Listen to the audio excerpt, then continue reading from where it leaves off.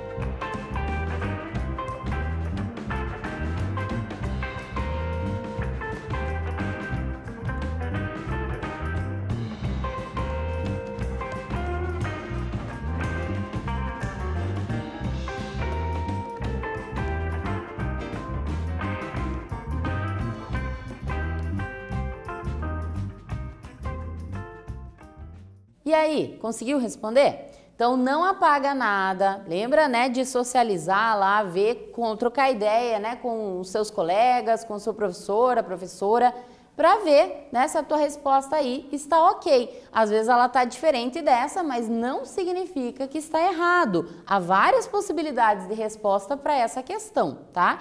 Mas uma das possibilidades é esta aqui, ó. A vantagem da reprodução sexuada é gerar indivíduos que são capazes de sobreviver e que têm mais chances de se adaptar às mudanças ambientais, tá? Portanto, possibilitando então a manutenção da espécie. Então, não esquece mais disso. A reprodução sexuada gera variabilidade. A variabilidade genética, ela é um fator fundamental para permitir que os seres vivos evoluam e consigam se adaptar mais ao ambiente, às mudanças impostas pelo ambiente. E quanto mais variabilidade, mais fácil de garantir a sobrevivência daquela espécie. E aí, chegamos ao fim dessa aula. Os pontos principais que nós abordamos ao longo dessa aula foram, então, o conceito de variabilidade genética e também a importância dessa variabilidade. Então, quando você ouvir falar em reprodução sexuada, em mutação, você já sabe que tudo isso promove variabilidade genética e que a variabilidade genética aumenta as chances de sobrevivência dos seres vivos, porque ela favorece a evolução e a adaptação dos mesmos. Espero que você tenha gostado dessa aula. Obrigada pela sua atenção e até mais!